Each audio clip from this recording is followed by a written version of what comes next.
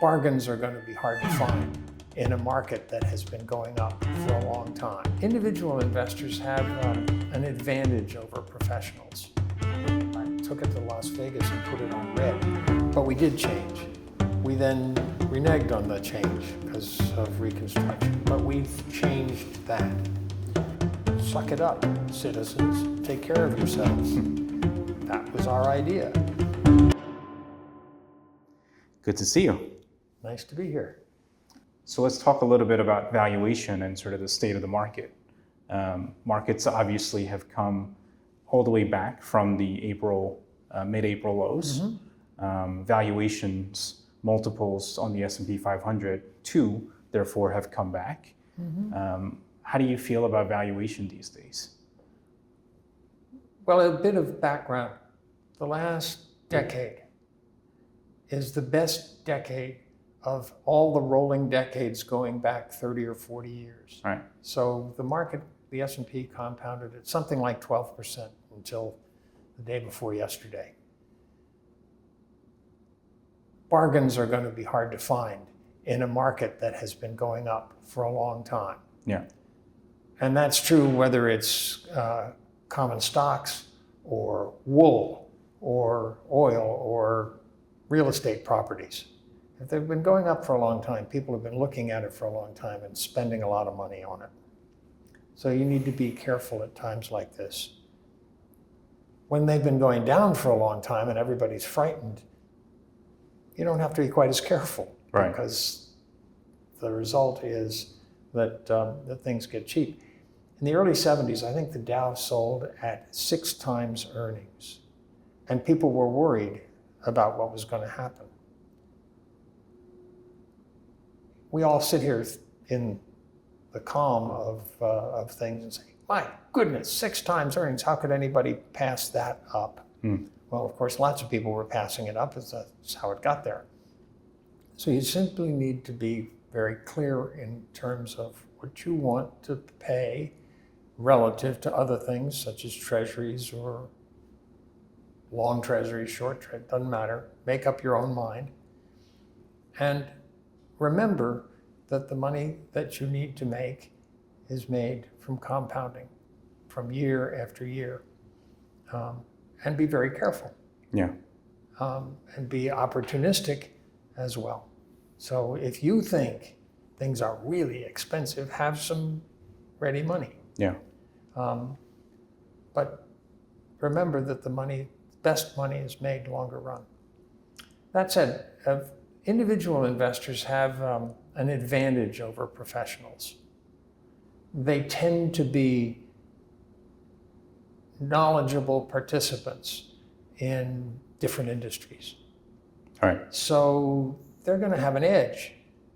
It's an old adage, buy what you know, buy the kind of thing you know about. And so if you're in a restaurant, in the restaurant business, you probably have a pretty decent idea about food suppliers and equipment suppliers. And you might be able to find real bargains there that a professional would have to search very hard for. All right. So keep yourself ready. Remember that it's a long-term proposition, that you want to compound over a long period of time, and buy something you understand. This past April, again, the technical definition of a bear market is down 20%, right? And I think, at least on an intraday basis, I think the market did draw down 20% from peak to trough. On a closed basis, it was a little less than that, but who cares? But I mean, does this? I guess one of the more useful or profound sort of insights that I've gotten recently was from Howard Marks, who, when for him, he defined recessions as events that changes behaviors, right? And so when you're looking at a situation, when you're looking at a pretty short-lived technical recession or a technical bear market, and I think you could apply that definition to bear markets too, when you look at technical recessions and technical bear markets, I think you could really ask the question, did this event change behaviors? And basically figure out whether that was a true bear market or a true recession. And when I look back at the April event, it just happened so quickly that I think it's pretty hard to argue that it was a behavior changing event. Therefore, you could wonder, was that really a bear market? Therefore, could we be? We could be in a continuation of a bull market. But can you really argue that we're in the early stages of a bull market? That's kind of. I think that's kind of going difficult. up for quite a while, so it's hard to this to be a sudden new bull market. The thing to remember is bear markets, when they change behavior for a long time. So that inflation, the value destroying inflation of the 70s into the 80s. What behavior did that change? It got people to spend money more rapidly. The volume of the velocity of spending just went up and up and up. And that's part of an inflation. My gosh, I got to get rid of this stuff. There was an article some guy wrote at the time about how he just made a lot of money for his clients in our business. And somebody said, well, what did you do? He said, I took it to Las Vegas and put it on red. He said, it wasn't worth anything anyway, so it doesn't matter if I needed to double it to make it go worthwhile. That's the kind of behavior that gets changed to really create differences. We seem to have most people, not trying to avoid debt, trying to avoid getting in trouble, trying to not overpay. It's not the exuberance that makes the top of a market. Doesn't feel like it. So probably it's worthwhile just continuing on and let people worry about whether April was a this or a that. Point is, though, when that happens, when the market goes down 20%, you're that much closer to a bottom, and so you've less potential for loss. And if there's something you've been waiting to buy or thinking about or studying, maybe you want to accelerate your study when prices go down and get involved then. When everybody wants to buy stocks, when they are the most important thing, when the people in our business are really heroes for having created so much wealth, wait, because the world isn't that way. The world is much more mixed. Let's talk a bit about the trade war, the risk of a trade war, which seems to have, it's not really affecting the market, it seems like, anymore these days. The tariffs, one of the things people can worry about is the significant deficits and having tax cuts on top of the deficits. But that's not what the administration is proposing. They're proposing tax cuts and saying that they're into big tax cuts, and then they're denying that tariffs are a rise in taxes. Of course they're a rise in taxes. They're money that goes to the government. For most of the history of this country, tariffs are what funded the government. The government didn't spend a lot of money, but it's still a lot of funding. People say the Depression was started by the Smoot-Hawley tariff. Why? It took purchasing power out of the economy. Tariffs are taxes. So if we're going to have big tax cuts, and I think this is what the Treasury Secretary has been relying on, big tax cuts, big tax increases from tariffs, net not much trouble. The big deal will be if we cut a lot of government revenue, continue to spend, and then don't take anything in from tariffs because we've put them aside. Now that's all for us in the United States. We're a pretty self-sufficient economy.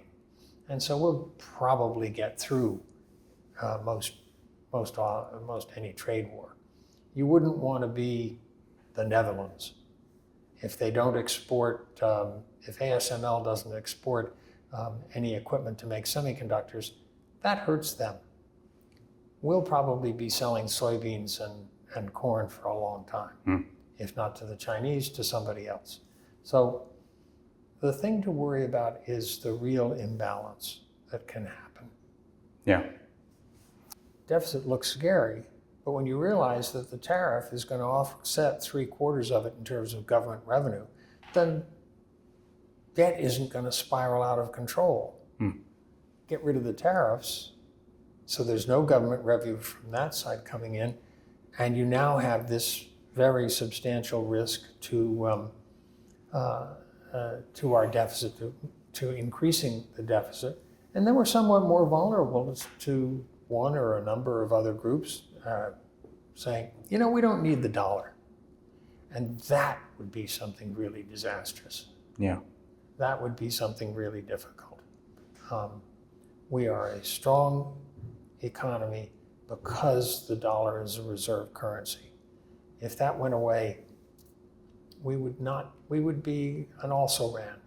Low probability, but the problem is we're in a position where you can see it from here. Right. We shouldn't be in a position where you can see it from here. Right. That's a conservative point of view, but it's, I think, the right one. I don't want to be fooling around with basics like that. Remember, back there in April, there was some question. Gee, the government's having some trouble with the debt auction. And if you want to watch something and be worried about the future, look at that. If the US government has a series of failed auctions for its debt, that would be a really bad thing, because it could lead to the loss of reserve currency status. It could lead to lots of other things. Yeah. I mean, for me, and would love to get your take on this, having seen way more cycles than I have. But, I've kind of I kind of professionally grew up with the school of thought that leverage, debt is what causes big financial crises, right? And, the prime example being the global financial crisis of 2008. And so, I find myself always asking, always looking for where is leverage in the system? And those that are pretty bullish right now would point to the fact that, things there's this risk, geopolitical risk and tariff and trade war risk, et cetera. But if you look at the system, it's got fairly low leverage. Corporate balance sheets are pretty healthy. Consumer balance sheets are pretty healthy. No one's levered up like they were back in, leading up to 2008. And so it's unlikely for these events to turn into a catalyst of some big unwinding of a leverage cycle. However, there is one segment where you can see that it's overly leveraged, and that's the US government. Yep. So, if I'm looking for where is leverage in the system, all right, not in the consumer balance sheet, not in housing, not in corporate balance sheets, but the government balance sheets, really rather extended.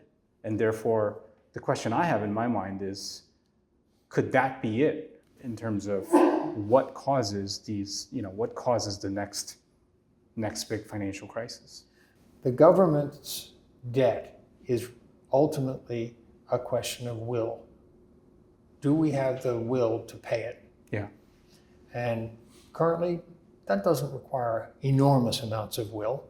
You can be kind of complacent and say, look, the Japanese are much more levered than we are. And they don't even have a reserve currency the way we do. And they're not going broke, or don't seem to be going broke, and they're not causing any trouble for themselves that way. We hope that the assets we have are good, and it requires real insight, maybe luck, to see when the asset isn't really what it's supposed to be. Go back to the global financial crisis, 2006, 2007, 2008, and they're creating all these absolutely crazy bonds. I remember thinking in roughly 2007, this is really different.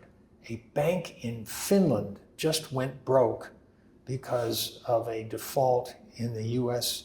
On U.S. housing bonds. Mm-hmm. Man, what the hell are the Finns gambling on U.S. housing bonds for? Well, they're gambling on them because they don't think it's a gamble because they've always paid. Right. But some people saw that it was a good idea to get short and made small and large fortunes. Yeah. So it's the asset that you think is good that isn't, that's really dangerous. Right. Because then you have much more leverage than you thought you had. Right. If part of your assets that you're going to use to pay off your debts is a housing bond in 2008, and those triple Bs actually were triple Ds, and they are defaulting massively, you are much more levered than you thought. So when you have a high amount of nominal debt, you're that much closer to being in real trouble. Yeah, I mean, that's the classic, it ain't what you don't know that gets you into trouble, it's what you know for sure that just ain't so. Yeah, I mean, when I think about, I know, I've heard the argument as to why the government, US government debt situation is very unlikely to turn into the next financial crisis. But at the same time, when I look at it, and like I said, when I'm looking for where is leverage in the system, and when I identify that one, most people will say, well, but that one doesn't count. Like that one doesn't matter. Like that one doesn't count. Which is why, sometimes I wonder, like, could that really be it? Speaking of, stay on this topic for a little more, you did talk about the U.S. government's willingness to pay back its debts. But just because it's willing and therefore prints money to pay back the debt or whatever, doesn't mean that the borrowing cost will remain the same or even go, or go lower. Like it's possible that it goes materially higher. Therefore, you're refinancing at higher and higher rates, and it will become, it'll stress the U.S. government's ability to service that debt. Rising wealth is a really nice thing to have. The government had to pay a huge amount of money for a huge amount of interest for money during the Civil War. Now, remembering that Treasury bills got to 20% in the early 80s, and the Volcker tamping down inflation. And long bonds got to be 15. During the Civil War, they had to pay as much as 7.5%. Now, why could the U.S. government afford that? Because they could get money from lots of places. We were a rising rich country. We were industrializing the northern part, industrializing and getting richer. The California gold boom had started a decade earlier, and there was a silver boom after that. So there was rising wealth throughout North America. That really helped us. We probably don't have massive rising wealth of that type now. What we may have is AI and all of the wonderful things that people hope will come from that. And if those are real, that will help. Our wealth will rise for other reasons than what they did during the Civil War. The other lesson from that is don't take the number 7.5% or 15 or whatever it is to be the information itself. It's not the information itself. That number is an indication of the real information. So it was 7.5%, which is a lot of money for then, or it was 15%, a lot of money for then. Maybe 6 is a lot of money for us now. We don't know. And so relying on the number as opposed to the conditions and the level of risk involved, because if we make 2, 3 more errors, we're at such a level that we'll be in real trouble. Those are the important things, the conditions, not the numbers themselves. There's this idea of U.S. exceptionalism, which a lot of people basically point to, and it kind of goes together with, I think, America's done really well. The stock market's done really well. It's been very successful at developing, globally world-leading technology companies, and that has sort of delivered prosperity to the American economy and so forth, so on and so forth. And it also kind of goes to this, it ties to the deficit conversation, I think, the government debt situation, because the reason why those who argue that the U.S. debt is not going to be a problem, because the whole world runs on, or the whole world's financial system runs on the dollar and the U.S. Treasury securities, were the reserve currency, and so long as U.S. remains exceptional, there will be demand for U.S. government securities, which means that the world financial system will continue to run on U.S. dollars. And so that's kind of a reinforcing mechanism. But, having lived through, you spent many years in the markets and saw the economy develop. What do you think about U.S. exceptionalism? Clearly, we've delivered exceptional results. But when you look at it, what have been the key drivers of that, and where do you see those drivers going, into the foreseeable future?